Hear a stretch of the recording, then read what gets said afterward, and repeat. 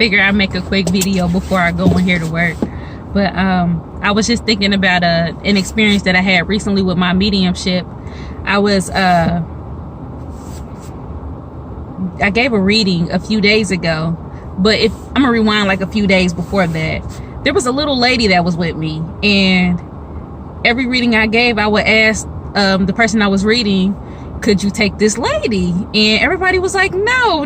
So I'm like, who is this little woman just kind of hanging out with me? It was so funny. So finally, I sit down and I give a young lady a reading, and when I gave her her reading, the little lady came back through. And this little lady, I couldn't really understand what she was saying because she had like a really heavy accent.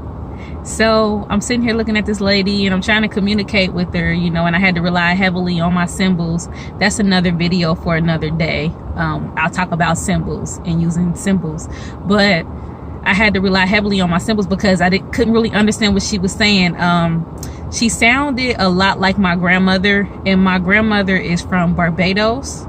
So I figured that she was either from there or maybe even Jamaica. I felt like I didn't feel like she was directly from Africa. And I met a young lady and I connected with her, and when I connected with her, the lady came back through and it was her grandmother. And I was able to connect her with her grandmother, and she was so happy. I just told this little story just to tell this. A lot of times your ancestors, they know.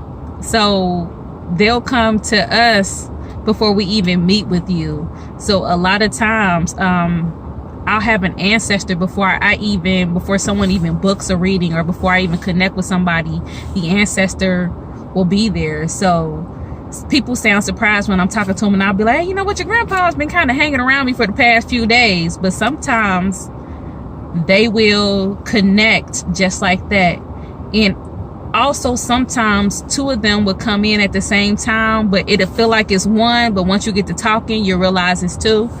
An example of that would be one time I did it was like a small group reading, and a gentleman, well, I thought it was one gentleman, but it ended up being two, and they were both in the military. They both died the same way. They just very similar situations, but it ended up being two different people. Two women were able to take the same spirit, but when I really got down to talking, I realized that it was two different men, and they used that opportunity to step in when those two young ladies were there. So that was a good experience too that I noticed.